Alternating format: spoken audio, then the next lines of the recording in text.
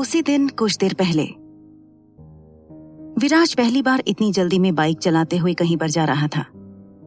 हेतल अपने विराज अंकल को हर 2 मिनट के बाद स्पीड बढ़ाने को कह रही थी।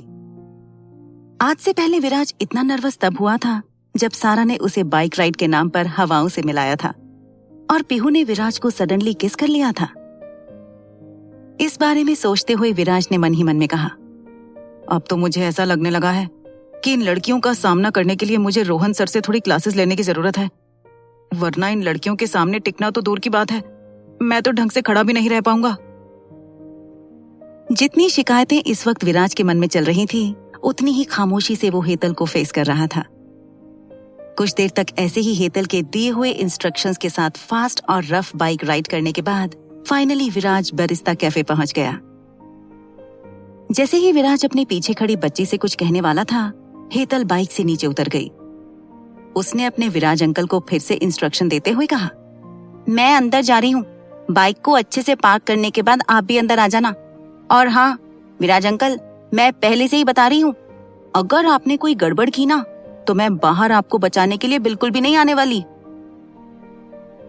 अपनी बात पूरी करने के बाद हेतल भागते हुए जल्दी जल्दी में बरिस्ता कैफे के अंदर चली गई। विराज अभी भी बाइक पर बैठे हेतल को अपनी आंखों से ओझल होते हुए देख रहा था। अभी अभी जिस तरह से हेतल उसे कोई गड़बड़ ना करने का बताकर गई थी, विराज दंग रह गया था। वो ये समझ ही नहीं पाया कि उसे हेतल नाम की उस छोटी सी बच्ची की उस बात पर कैसे रिएक्ट करना चाहिए।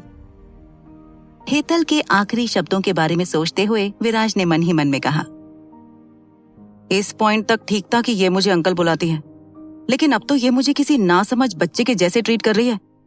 मैं भला क्यों कोई गड़बड़ करने लगा।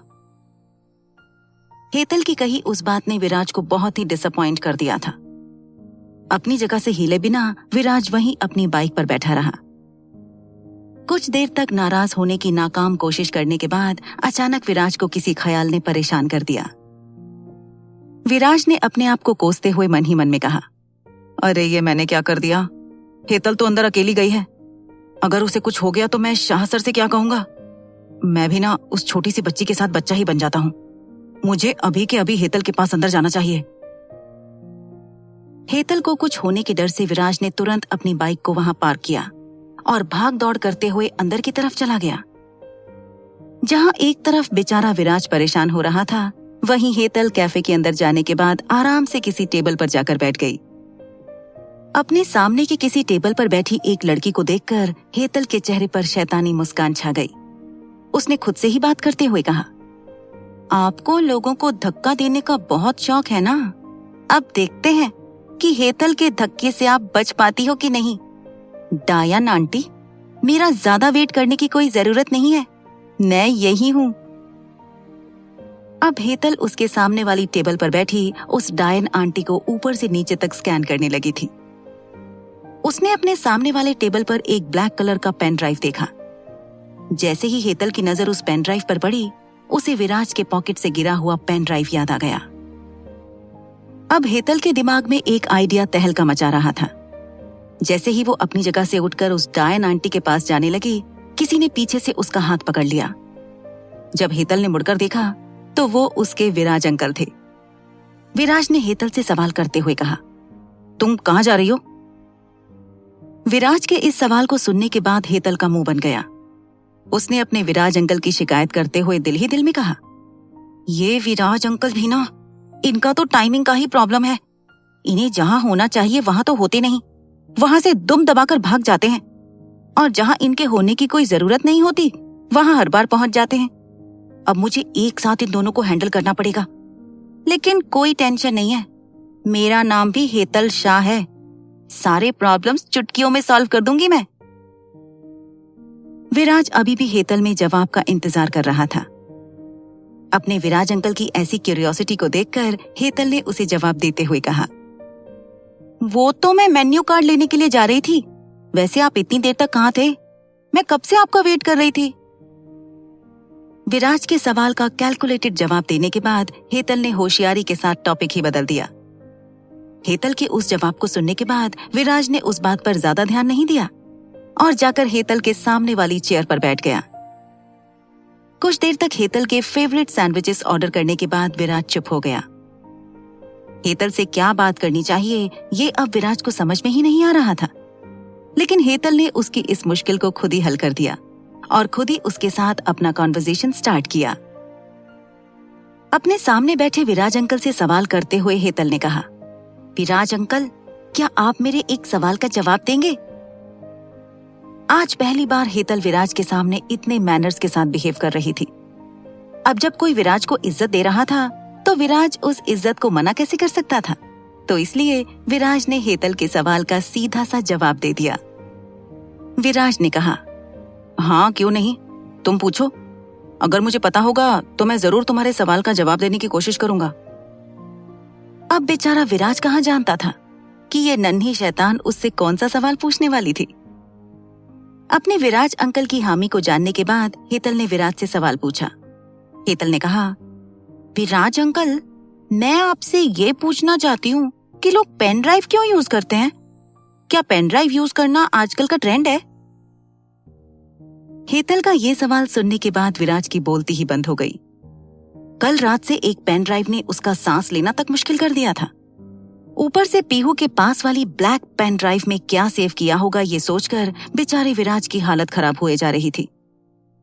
जैसे तैसे करके अब जब विराज इस पेन ड्राइव नाम के शब्द को भूल चुका था, हेतल ने उसे फिर से उस बारे में याद दिला दिया। अब विराज को ये समझने में मुश्किल हो रही थी कि उसे हेतल से जवाब में क्या कहना चाहिए। लेकिन आज का दिन विराज के लिए थोड़ा लकी था। जब भी उसे ये समझने में मुश्किल होती थी कि उसे क्या कहना चाहिए, कोई ना कोई उस बात को वहीं तोड़ देता था। जैसे ही विराज मन ही मन में हेतल के सवाल का कोई जवाब बना रहा था, वेटर ने आकर टेबल पर हेतल के स्पेशल सैंडविचेस रख दिए। अब विराज को लगा कि जरूर हेतल उसके सवाल के बारे में भूल गई होगी, और वैसा हुआ भी। अब हेतल उसके विराज अंकल की तरफ ध्यान दिए बिना अपने स्पेशल सैंडविचेस खाने लगी थी। हेतल ने पहला बाइट लेने के बाद ऐसा एक्सप्रेशन दिया जैसे उसने दुनिया की सबसे बेहतरीन चीज खाई हो। हेतल के ऐसे एक्सप्रेशन को देखकर विराज ने सोचा कि अब उसे भी उन स्पेशल सैंडविचेस को टेस्ट करना चाहिए, तो इसलिए उसने स्पेशल सैंडविच की तरफ अपना हाथ बढ़ाया। जैसे ही विराज का हाथ उस सैंडविच को छूने ही वाला था, हेतल ने विराज से गुस्से में कंप्लेंट करते हुए कहा, विराज अंकल, अब तक उस बात को बताकर 1 घंटा भी नहीं हुआ और आप ऑलरेडी भूल गए। अभी जाकर अपने हाथ को धोइए। हाइजीन नाम की कोई चीज होती भी है कि नहीं?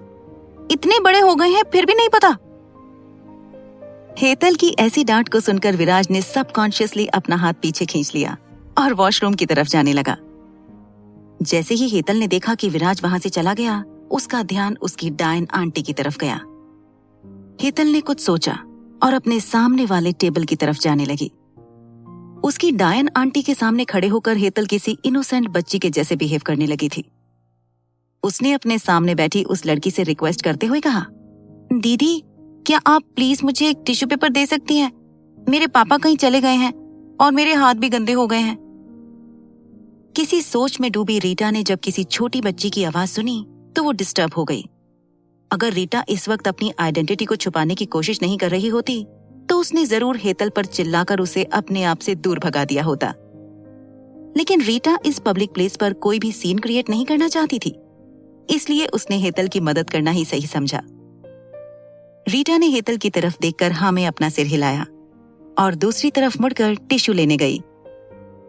जब वो टिश्यू लेने में बिजी थी, हेतल ने उसके सामने रखे पेन ड्राइव को किसी दूसरे पेन ड्राइव से बदल दिया। ये वही पेन ड्राइव था जो विराज के पॉकेट से गिर गया था। इस पूरी अदला बदली को अंजाम देते हुए हेतल 1 मिनट के लिए भी नर्वस या घबराई हुई नहीं लग रही थी। 1 मिनट से भी छोटे से वक्त में रीटा ने हेतल के मांगने पर उसे टिश्यू पेपर्स दिए और हेतल उस डायन आंटी को थैंक यू कहकर वहां से अपनी जगह पर चली गई। उसने वेटर से कहकर ऑर्डर किए हुए स्पेशल सैंडविचेस को पार्सल करवाया और जाकर वॉशरूम के सामने खड़ी हो गई। जैसे ही विराज अपने हाथ अच्छे से धोकर बाहर आया, उसने देखा कि हेतल बाहर ही उसका इंतजार कर रही थी। विराज उसे वहां देखकर एक ही वक्त पर कंफ्यूज और परेशान दोनों लग रहा था। उसने हेतल से सवाल करते हुए कहा, तुम यहाँ क्या कर रही हो? क्या तुम्हें सैंडविचेस पसंद नहीं आए? लेकिन अभी तो तुम उन्हें एंजॉय कर रही थी, तो अचानक क्या हुआ? विराज के दिमाग में एक ही वक्त पर कई सारे सवाल आ रहे थे। हेतल ने ज्यादा रिएक्ट किए बिना ही अपने विराज अंकल की तरफ देखा और उसके सवाल का जवाब देते हुए कहा, सैंडविचेस बहुत अच्छे हैं, लेकिन मुझे यहाँ नहीं खाना। आप मुझे अभी के अभी घर लेकर चलो। अपनी ये बात खत्म करने के बाद हेतल उस बरिस्ता कैफे से बाहर चली आई। विराज का कंफ्यूजन अब पहले से और ज्यादा बढ़ रहा था, लेकिन उसके पास हेतल को फॉलो करने के अलावा और कोई दूसरा ऑप्शन भी नहीं था। इसलिए विराज ने भी उस क्राउडेड बरिस्ता कैफे से बाहर जाना ही सही समझा। जब विराज उस कैफे से बाहर जा रहा था, उसे किसी का धक्का लगा, लेकिन विराज ने उस इंसान की ओर देखे बिना ही उससे माफी मांगी और जल्दबाजी में हेतल को अप्रोच करने लगा। विराज अभी अभी जिससे टकराया था, वो भी जाकर रीटा के सामने वाली चेयर पर बैठ गया। उसने रीटा के सामने अपना हाथ बढ़ाया। रीटा ने भी उसके हाथ में वही पेन ड्राइव रखा और उसे अच्छे से वार्न करते हुए कहा, देखो, ये कोई मामूली किडनैपिंग या मर्डर से रिलेटेड न्यूज नहीं है। एएस ग्रुप से रिलेटेड न्यूज है। इससे तुम्हें और तुम्हारे चैनल को बहुत फायदा मिलेगा। पैसों के बारे में हम बाद में डिस्कस कर लेंगे। और सबसे इम्पोर्टेंट बात, ये इन्फॉर्मेशन तुम्हें कहां से मिली है, इसके बारे में किसी को पता नहीं चलना चाहिए। अगर मेरा नाम कहीं फंस गया ना, तो तुम सोच भी नहीं सकते कि फिर तुम्हारे साथ क्या क्या होगा। अपनी ये बात कहने के बाद रीटा अपनी जगह पर खड़ी हो गई। उसने एक नजर उस आदमी की तरफ देखा और उस कैफे से बाहर निकल गई। अब रीटा को क्या पता था कि अभी अभी वो खुद की ही बर्बादी की चाबी किसी के हाथ में देकर आई थी। चंद पैसों के लिए किया अपना कैरेक्टर खराब। एएस ग्रुप्स के इस काले सच की किसने की थी उम्मीद। न्यूज की ये हेडलाइन कुछ ज्यादा ही कैची थी। उस हेडलाइन को पढ़ने के बाद उस पूरी न्यूज फीड को करोड़ों व्यूज मिल रहे थे। कई सारे लोग उस न्यूज फीड पर अपने कमेंट्स भी दे रहे थे। किसी न्यूज चैनल ने अभी अभी अपने चैनल पर जो वीडियो ब्रॉडकास्ट किया था, उसके बाद हर कोई बस एएस ग्रुप्स के बारे में ही चर्चा कर रहा था। जब सारा और नील 4 सीजन्स रिजॉर्ट जाने के लिए कार में बैठे, तब सारा को भी इस न्यूज का नोटिफिकेशन आया। जैसे ही सारा ने उस न्यूज फीड की हेडलाइन पढ़ी, तो वो दंग रह गई। सारा और नील किसी प्रोफेशनल हैकर की मदद से उर्वी के लैपटॉप और मोबाइल से सारा और शान के फोटोज डिलीट करवाने ही जा रहे थे। सारा ने कभी भी नहीं सोचा था कि उर्वी मान इतने फास्ट रिएक्ट करेगी। नील ने जब सारा के मुंह से वो हेडलाइन सुनी, तो वो भी दंग रह गया। उसके दिमाग में भी वही सब चल रहा था, जो सोचकर सारा परेशान हो रही थी। लेकिन जब नील ने सारा के उतरे हुए चेहरे की तरफ देखा, तो उसने अपने दिमाग में आ रहे सभी ख्यालों को हटा दिया और वो सारा की तरफ देखने लगा। नील ने सारा से कैजुअल बिहेव करते हुए कहा, बेबी, तुम मोबाइल मुझे दे दो, मैं ये पूरा आर्टिकल तुम्हें पढ़कर सुनाता हूँ।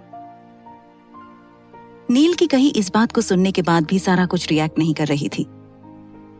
सारा के ऐसे एब्सेंट माइंडेड बर्ताव को देखकर नील ने खुद इनिशिएटिव लिया। उसने सारा के हाथ से उसका मोबाइल ले लिया, लेकिन अभी भी सारा के चेहरे पर कोई बदलाव नहीं आया था। नील ने कुछ सेकंड सोचने के बाद वो न्यूज आर्टिकल पढ़ना शुरू किया। नील ने पढ़ा, पिछले 1 महीने से लाइमलाइट में रह रही एएस ग्रुप्स कंपनी से रिलेटेड एक नई खबर सामने आ रही है। कुछ ही देर पहले एक जाने माने न्यूज चैनल ने एक वीडियो ब्रॉडकास्ट किया है, जिसके चलते ये नजर आया है कि एएस ग्रुप्स की एक एम्प्लॉय ने एम कॉर्पोरेशंस की नई सीईओ मिस उर्वी मान के साथ मिलकर कोई साजिश की थी। नील अपने आखिरी शब्द पढ़ने के बाद रुक गया। ये न्यूज एक्चुअली किस बारे में है, ये सोचते हुए नील को बहुत कंफ्यूजन हो रही थी। नील ने आंखों में एक उलझन भरी नजाकत के साथ सारा की तरफ देखा। सारा उसकी तरफ ऐसे देख रही थी मानो उसे नील का मजाक बिल्कुल भी अच्छा न लगा हो। सारा ने नील से शिकायत करते हुए कहा, नील, मैं समझ रही हूँ कि तुम मुझे कंफर्ट करना चाहते हो, लेकिन सच में मैं इस वक्त इस तरह के मजाक में इंटरेस्टेड नहीं हूँ। मैं ये बात बिल्कुल नहीं जानती थी कि तुम्हें इस तरह की मन गढ़ंत कहानियां बनाना अच्छा लगता है। सारा को लगा कि नील उसका मन बहलाने के लिए कोई भी झूठ मूठ की कहानी बना रहा था, लेकिन इस वक्त जो कंफ्यूजन नील के चेहरे पर था, उसके बाद सारा को अपना एजम्पशन गलत लगने लगा था। नील ने अभी तक सारा की कही बात का कोई जवाब नहीं दिया था। नील के इस साइलेंट ट्रीटमेंट से सारा रेस्टलेस फील करने लगी थी।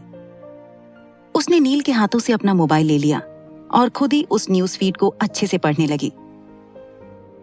कुछ देर पढ़ने के बाद सारा को ये रियलाइज हुआ कि अब तक नील ने जो कुछ भी कहा था उस न्यूज फीड में वर्ड बाय वर्ड वही लिखा हुआ था। उस न्यूज फीड में तो इस बात का भी जिक्र था कि एम कॉर्पोरेशंस ने कुछ हफ्तों पहले अलीशा के साथ जो एडवर्टाइजिंग कैंपेन लॉन्च किया था वो एएस ग्रुप से ही चुराई हुई कॉन्सेप्ट थी। जब सारा और नील ये पढ़ रहे थे, उन दोनों की हैरानी का कोई ठिकाना ही नहीं था। नील ने सारा को सजेस्ट करते हुए कहा, बेबी, तुम उस वीडियो को प्ले करके देखो ना। मैं जानना चाहता हूं कि ये हरकत किसने की है। नील की कही इस बात से सारा भी इत्तेफाक रखती थी। उसने नील की तरफ देखकर हामी भरी और वो वीडियो प्ले किया। जैसे कि थोड़ी देर पहले पेहू ने सारा को बताया था, वो वीडियो मिस्टर मान की रिटायरमेंट पार्टी वाले दिन का था। उस वीडियो में सारा को उर्वी मान के साथ एएस ग्रुप्स की हाईलाइटेड एम्प्लॉय रीटा भी दिखाई दे रही थी। जैसे ही सारा और नील ने रीटा को इस वीडियो में देखा, दोनों फिर से हैरान हो गए। नील ने हैरानी के साथ सारा से सवाल करते हुए कहा, क्या वो धोखेबाज ये है? मैंने तो कभी भी इस लड़की को उस फ्रेम में इमेजिन ही नहीं किया था, और यही उस उर्वी मान के साथ मिली हुई है। सारा, क्या तुम इसके बारे में पहले से जानती थी? नील रीटा का ये सच रिवील होने के बाद कुछ ज्यादा ही शॉक था। वैसे उसका ये रिएक्शन काफी नेचुरल था। सारा के असिस्टेंट की पोस्ट पर नील रीटा की बेवकूफी की वजह से ही तो सेलेक्ट हुआ था। तब नील को वो एक स्टूपिड सी लड़की लगी थी, लेकिन अब जब नील को रीटा का ये मास्टरमाइंडेड प्लान पता चला था तो उस बेचारे की बोलती ही बंद हो गई थी। नील के सवाल के बारे में सोचते हुए सारा को ये बात बहुत ही लॉजिकल लगी। उसने नील के सवाल का जवाब देते हुए कहा, शायद हम लोग थोड़े इग्नोरेंट हो गए थे।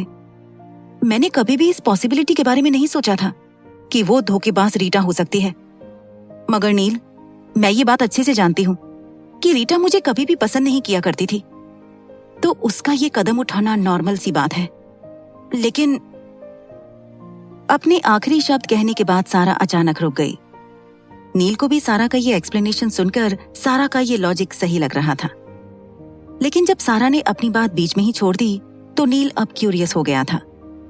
वो जानना चाहता था कि अब सारा के दिमाग में क्या चल रहा है। उसने सारा से सवाल करते हुए कहा, लेकिन क्या? तुम रुक क्यों गई? अब तुम किस बारे में सोच रही हो? सारा ने जब नील का ये सवाल सुना तो वो उसकी तरफ देखने लगी। कुछ सोचने के बाद सारा ने नील से रिक्वेस्ट करते हुए कहा, क्या तुम अपने उस हैकर दोस्त से कहकर उर्वी के मोबाइल और लैपटॉप से वो पिक्चर्स डिलीट करवा सकते हो प्लीज? सारा को देखकर ऐसा लग रहा था जैसे कि एक ही वक्त पर उसके दिमाग में कई सारी बातें चल रही थी। नील ने सारा की बात पर हामी भरते हुए कहा, हाँ, ये भी कोई पूछने वाली बात है। मैं अभी उससे इस बारे में कह देता हूं। लेकिन सारा, तुम क्या सोच रही हो? क्या तुम्हें कोई बात परेशान कर रही है? अब नील सारा के लिए फिक्रमंद हो रहा था। अपने बॉयफ्रेंड के इस सवाल को सुनने के बाद सारा ने ना में अपना सिर हिला दिया। सारा ने नील के सवाल का जवाब देते हुए कहा, नील, परेशानी जैसा कुछ नहीं है। मैं तो ये सोच रही थी कि मेरी और शान की पिक्चर्स के साथ उर्वी और रीटा का वो वीडियो एक्सचेंज कैसे हो गया। सारा के इस जवाब को सुनकर नील भी सोच में पड़ गया। ये बात तो उसकी भी समझ में नहीं आ रही थी। लेकिन अब जब इस सवाल को सोच सोचकर उसकी बॉस कम गर्लफ्रेंड को इतनी परेशानी हो रही थी तो नील के लिए ये बात अब ज्यादा मैटर नहीं करती थी। इस बारे में सोचते हुए नील ने मन ही मन में कहा, अब जब सारा के सिर पर मंडरा रही मुसीबत खुद ब खुद सॉल्व हो गई है तो मुझे इस बात से कोई फर्क नहीं पड़ता कि ये सब कैसे हुआ। मैं तो बस इतना चाहता हूं कि अब मेरी प्यारी गर्लफ्रेंड को कोई तंग ना करे। नील ने फिर सारा को कंफर्ट करते हुए कहा, बेबी, अब तुम्हारा ये उतरा हुआ मुंह और उड़ा हुआ मूड ठीक करो। सब सही हो गया है तो तुम इतना पैनिक क्यों कर रही हो? Just relax.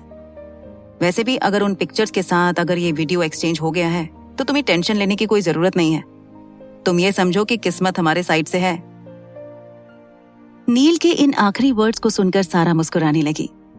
उसने नील की बात पर हामी भरी और ऐसे ही हंसते मुस्कुराते हुए सारा और नील 4 सीजन्स रिजॉर्ट की तरफ जाने लगे। दूसरी तरफ इस न्यूज के कॉन्सिक्वेंसेस काफी इंटेंस थे। कई सारे लोग उस न्यूज फीड पर कमेंट कर रहे थे। अपने व्यूज एक्सप्रेस करते हुए बहुत से लोगों ने उर्वी और रीटा को बहुत क्रिटिसाइज भी करा था। इस न्यूज का एम कॉर्पोरेशंस पर इतना नेगेटिव असर हुआ था कि उनकी मार्केट वैल्यू और रेपुटेशन बद से बदतर हुए जा रही थी। उनके साथ कई स्ट्रॉन्ग क्लाइंट्स ने अपना इन्वेस्टमेंट पीछे ले लिया था। यहाँ तक कि इस पॉइंट पर पूरी बिजनेस इंडस्ट्री ने एम कॉर्पोरेशंस को ब्लैकलिस्ट कर दिया था। कोई भी इस सिचुएशन में उनकी मदद करने के लिए तैयार नहीं था। इससे टोटली अलग कंडीशन एएस ग्रुप्स की थी। सारा मलिक नाम की इस नई सीईओ के साथ काम करने के लिए जिन कंपनीज ने अब तक मना किया था, वो एएस ग्रुप्स में इन्वेस्ट करने के लिए अब तैयार हो रहे थे। यहाँ तक कि अब आर्किटेक्चरल और लग्जरी मैनेजमेंट की फील्ड में एएस ग्रुप्स का कोई भी कंपटीशन ही नहीं था। जब रोशेल और मैनेजर शाह ने ऑफिस में इस न्यूज के बारे में सुना, तो उन्हें एक ही वक्त पर इस सच के सामने आने की खुशी भी हो रही थी और रीटा की इस गंदी हरकत पर गुस्सा भी आ रहा था। सिर्फ रोशेल और मैनेजर शाह ही नहीं, एएस ग्रुप्स में हर किसी को रीटा पर बहुत गुस्सा भी आ रहा था।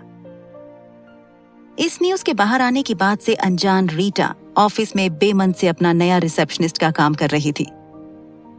जब सभी उसकी तरफ अजीब नजरों से घूर रहे थे, रीटा ने उस बात को ज्यादा माइंड नहीं किया। उसने अपने साथ हो रहे इस बर्ताव के बारे में सोचते हुए मन ही मन में कहा, लॉ फील्ड की एलीट ग्रेजुएट को किसी वेट्रेस का काम करते हुए देखकर इन लोगों को बहुत मजा आ रहा होगा, लेकिन ये सब के सब जिस कैरेक्टरलेस लड़की के चमचे हैं, उसकी सच्चाई जल्द ही सबके सामने आ जाएगी। तब देखते हैं कि ये लोग उस सारा की तरफ कैसी नजरों से देखते हैं। रीटा के हिसाब से जो पेन ड्राइव उस रिपोर्टर को दिया गया था, उसमें सारा के उसके असली बॉयफ्रेंड के साथ फोटोग्राफ्स थे, लेकिन सच तो कुछ और ही था। एएस ग्रुप्स एक बहुत ही बड़ी और एथिकल कंपनी थी। जैसे ही रीटा का सच सबके सामने आया, लीगल डिपार्टमेंट के हेड होने की हैसियत से मिस्टर ग्रोवर ने अपना काम किया। उन्होंने रीटा के खिलाफ लीगल एक्शन लेते हुए उसे अरेस्ट करने के लिए पुलिस को बुला लिया। जब रीटा सारा की बर्बादी का ख्याली पुलाव पका रही थी, किसी लेडी पुलिस कांस्टेबल ने उसके हाथ में हथकड़ी पहना दी थी। अपने साथ ये क्या हो रहा है, इस बात से अनजान रीटा कंफ्यूज होकर उस लेडी पुलिस कांस्टेबल की तरफ देखने लगी। रीटा ने इम्पल्सिव होते हुए उस फीमेल पुलिस कांस्टेबल से सवाल करते हुए कहा, ये कैसी हरकत है? मुझे ये हैंडकफ्स क्यों पहनाए हैं? इन्हें मेरे हाथों से निकालो। मैंने क्या किया है? जब रीटा ये सारे सवाल उस लेडी पुलिस कांस्टेबल से पूछ रही थी, मिस्टर ग्रोवर वहां आ गए। उन्होंने किसी टैब पर उर्वी और रीटा का वीडियो प्ले किया और उस रीटा को दिखाते हुए कहा, मिस रीटा, आपने एएस ग्रुप्स को धोखा देते हुए कॉन्फिडेंशियल इंफॉर्मेशन बाहर शेयर की है। ये हमारे कंपनी लॉस के खिलाफ है, तो इसलिए आपको इस क्राइम के कॉन्सिक्वेंसेस को फेस करना ही पड़ेगा। जैसे कि सारा और नील ने डिसाइड किया कि वो नील के प्रोफेशनल हैकर दोस्त से मिले। उन्होंने उस प्रोफेशनल हैकर की मदद से उर्वी के पास मौजूद हर पॉसिबल मीन्स से सारा और शान के पिक्चर्स डिलीट करवा दिए। पूरी प्रोसेस के कंप्लीट होने के बाद ही सारा चैन से सांस ले पाई थी। अपने आप को रिलैक्स करते हुए सारा जाकर काउच पर बैठ गई। आज का अब तक का दिन उसके लिए बहुत ही टफ था। खड़े रह रहकर अब सारा के पैर दर्द करने लगे थे। काउच पर बैठने के बाद सारा अपने ही हाथों से खुद के पैरों पर मसाज करने लगी थी। सारा को आज मेंटली, इमोशनली और फिजिकली बहुत ही थका हुआ महसूस हो रहा था। इसीलिए वो एक हाथ से अपने पैर और दूसरे हाथ से अपना सिर दबा रही थी। सारा की यह हरकत नील की आंखों से बच नहीं पाई। उसने जल्द से जल्द अपने प्रोफेशनल हैकर दोस्त को थैंक्स कहकर जल्द ही ट्रीट देने का वादा किया और उसे बाय भी कहा। उस प्रोफेशनल हैकर दोस्त के वहां से जाने के बाद नील जाकर सारा के पास बैठ गया। उसने सारा के दोनों कंधों को पकड़ते हुए उससे कहा, बेबी, तुम आराम से बैठ जाओ। नील ने ये बात बहुत ही कैजुअली कह दी थी। सारा ने तुरंत ही उसकी ये बात मान ली। नील की तरफ देखते हुए सारा ने दिल ही दिल में कहा, कितनी जल्दी हम दोनों एक साथ इतने कंफर्टेबल हो गए, कुछ समझ में ही नहीं आया। शुरुआती दिनों में मैं तो नील के एक नॉर्मल से टच से भी नर्वस फील करने लगती थी, और अब हम इतने पास होकर भी सुकून में होते हैं। जब सारा उसके और नील के रिश्ते के बारे में अपने आप में ही डिस्कशन कर रही थी, नील किसी दूसरी ही बात में बिजी हो गया था। जब सारा ने अपने पैरों पर किसी सूदिंग मूवमेंट को नोटिस किया, उसकी नजरें अपने आप ही अपने पैरों की ओर चली गईं। उसके बाद सारा ने जो देखा उसे देखकर सारा के दिल और आंखों में नरमी छा गई। नील अपने घुटनों पर बैठकर सारा के पैरों पर मसाज कर रहा था। उसे देखकर ऐसा लग रहा था जैसे कि वो खुद सारा के दर्द को महसूस कर रहा हो। जब सारा ने अपने पैर पीछे खींचने की कोशिश की तो नील उसकी तरफ अपने डोमिनेंट अंदाज में देखने लगा। उसने चेहरे पर बिना किसी एक्सप्रेशंस के सारा से कहा, बेबी, अभी थोड़ी देर के लिए चुपचाप बैठी रहो, हम कुछ देर के बाद मस्ती कर लेंगे। अपनी ये बात कहने के बाद नील वापस से सारा के पैर दबाने लगा। उसकी इस बात को सुनकर सारा का मुंह बन गया। वो नील को उसी वक्त कोई उल्टा जवाब देना चाहती थी, लेकिन जिस डोमिनेंस के साथ नील ने वो बात कही थी, सारा की बोलती ही बंद हो गई थी। नील को घूरते हुए सारा ने मन ही मन में कहा, इस पोकर फेस की बातें तो सुनो, कह रहा है बाद में मस्ती कर लेंगे। मैं कब से मस्ती करने लगी? ये जब भी नील सब्बरवाल से क्रिश्चियन ग्रे बनता है ना, मैं कुछ कह ही नहीं पाती। दिल ही दिल में नील की शिकायत करते हुए जब सारा ने उसे ध्यान से देखा तो सारा का पूरा गुस्सा कहीं गायब हो गया। वो नील को देखती ही रह गई। इस वक्त नील जिस केयर और प्यार से सारा के पैरों पर मसाज कर रहा था, सारा खुद को मुस्कुराने से रोक नहीं पाई। उसे नील जैसा बॉयफ्रेंड होने की बात पर बहुत ही प्राउड फील हो रहा था। जिस तरह नील सारा का ख्याल रखता था, उसके मूड को चीयर अप करने के लिए खुद का ही मजाक उड़ाता था, और जिस डोमिनेंस के साथ कभी कभी सारा को ऑर्डर देता था, सारा अब अपने आप को ही बहुत लकी मानने लगी थी। नील से मिलना, उसकी गर्लफ्रेंड बन पाना और अब उसकी इस परवाह के लायक बनना, सारा को उसकी जिंदगी में हुआ सबसे अच्छा बदलाव लगने लगा था। नील की तरफ देखते हुए सारा ने मन ही मन में कहा, उफ यार, ये पोकर फेस इतना हैंडसम क्यों है? इसको थोड़ी देर देखने के बाद तो मैं इस पर गुस्सा भी नहीं कर पाती। नील को ऐसे ही निहारते हुए सारा को कब नींद आ गई उसे पता भी नहीं चला। सारा को सोए हुए देखकर नील रुक गया। उसने सारा को संभाल कर अपनी गोद में उठा लिया और सारा को बेड पर लेटा दिया। सारा को चैन से सोते हुए देखकर नील ने उसके बालों में से हाथ फेरा। सारा के बेफिक्र चेहरे को देखते हुए नील ने मन ही मन में कहा, बेबी, मैं तुम्हारे साथ अपना फ्यूचर इमेजिन करने लगा हूं। आई विश कि अब हमारे साथ आने में कोई भी मुश्किल ना आए। दिल ही दिल में जिंदगी भर सारा के साथ रहने की दुआ करने के बाद नील सारा को देखते हुए उसके ही पास में सो गया। जैसे कि सारा ने कुछ देर पहले खुद से ही कहा था, सारा और नील अब एक साथ काफी कंफर्टेबल होने लगे थे।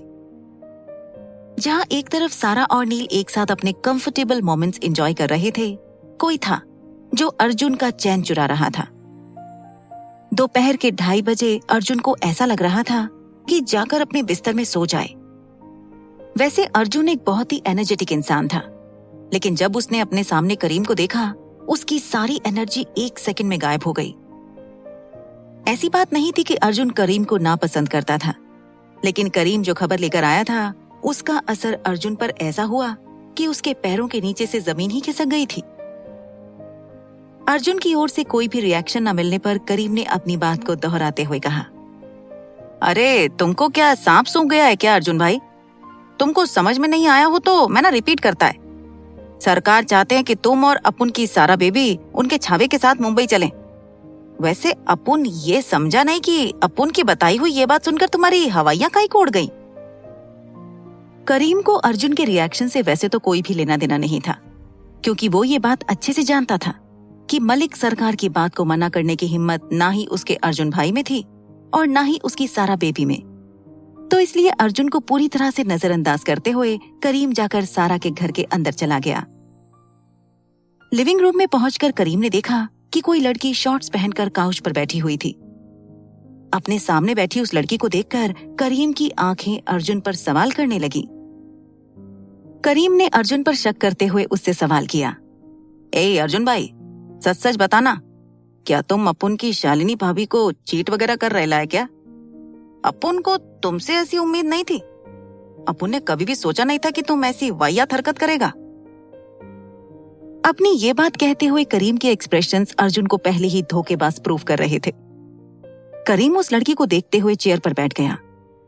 उसकी बात पर अर्जुन कुछ रिएक्ट कर पाता, इससे पहले ही करीम ने उसे बीच में रोक दिया। अपनी बात को कंटिन्यू करते हुए करीम ने अर्जुन से एक और सवाल कर दिया। करीम ने कहा, धोखेबाजी की तो की, लेकिन अर्जुन भाई तुम्हारी आंखें हैं कि बटन? इस छोकरी के पास तो पहनने के लिए कपड़े भी नहीं है। उसको देखो तो, किसी बच्ची के माफिक छोटा सा पजामा पहनकर बैठे लिए। वैसे तो करीम के एजम्पशन सुनकर अर्जुन को बहुत गुस्सा आ रहा था, क्योंकि वो कभी भी शालिनी को धोखा देने के बारे में सोच भी नहीं सकता था। और अर्जुन के लिए विनी सारा से अलग नहीं थी, वो विनी को अपनी बहन ही मानता था। लेकिन करीम के आखिरी शब्दों को सुनकर अर्जुन का गुस्सा कहीं गायब ही हो गया था और उसकी हंसी ही निकल गई। करीम ने जिस तरह विनी के फैशन स्टेटमेंट को कमेंट किया था, उसके बाद अर्जुन पेट पकड़कर हंसने लगा। उसे हंसते हुए देखकर विनी का मुंह बन गया। वैसे तो विनी कभी भी किसी को जज नहीं किया करती थी, लेकिन जिस तरह से उसके सामने बैठे लड़के ने उसके ब्रांडेड शॉर्ट्स का मजाक उड़ाया था, विनी उसे पहली ही नजर में नापसंद करने लगी थी। उसने करीम को खरी खोटी सुनाते हुए कहा, एक्सक्यूज मी, तुम फैशन के बारे में जानते ही क्या हो? क्या तुम्हें इस बात का आइडिया भी है कि ये शॉर्ट कितनी एक्सपेंसिव है? ओह नहीं, मैं भी किससे ये सवाल कर रही हूँ? तुम जैसे मवाली लड़के को ब्रांड्स के बारे में क्या पता होगा? स्टूपिड। अपनी ये बात कहने के बाद करीम के प्रेजेंस से इरिटेट होकर विनी वहां से उठकर अपने रूम में चली गई। अभी अभी जिस तरह विनी ने करीम को इतनी बातें सुनाई थी, अर्जुन को डर था कि आज इस लिविंग रूम में वर्ल्ड वॉर 3 हो सकता था। लेकिन विनी को जाते हुए देखकर करीम हंस रहा था। करीम के ऐसे अजीब रिएक्शन को देखकर अर्जुन कंफ्यूज हो गया। उसने करीम से सवाल करते हुए कहा, करीम तुम ऐसे हंस क्यों रहे हो? वो विनी अभी अभी तुम्हारी बेइज्जती करके गई है। उसने तुम्हारी तारीफ नहीं की और ना ही तुम्हें थैंक्स कहा, तो फिर तुम्हें गुस्सा क्यों नहीं आ रहा?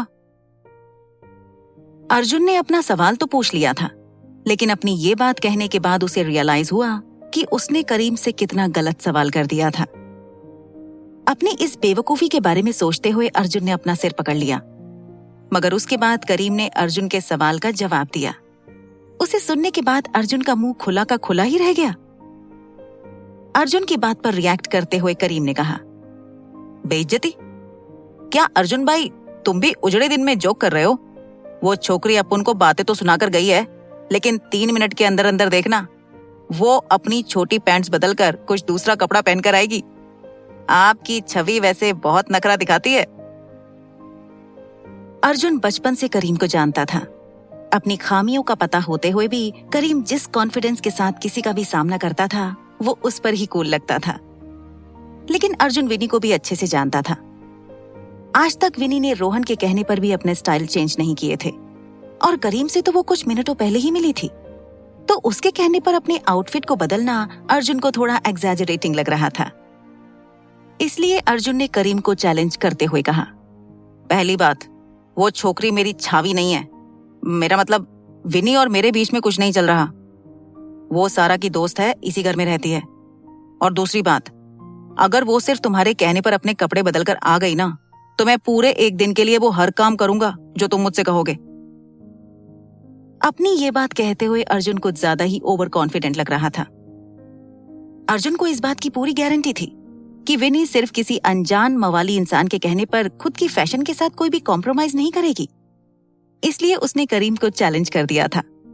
लेकिन वो क्या जानता था कि जिस लड़की को वो अपनी बहन मानता था, वो उसे 1 दिन के लिए उसके सामने खड़े उस मवाली इंसान का गुलाम बना देगी। अर्जुन और करीम ने देखा कि विनी अपने रूम से बाहर आ रही थी और उसने थोड़ी देर पहले पहने हुए शॉर्ट्स को चेंज करके कैप्री पैंट्स पहन ली थी। लिविंग रूम में आते हुए उसने करीम को टेढ़ी नजर से देखा और टेबल पर से मैगजीन उठाकर चली गई। विनी को जाते हुए देखकर करीम ने अर्जुन से सवाल करते हुए कहा, अर्जुन भाई अब वो दिन तुम चुन लेना या मैं चुनूं? वैसे तुमको शर्त तो याद है ना? 1 पूरे दिन के लिए मैं जो भी कहेगा वो तुमको करना ही पड़ेगा।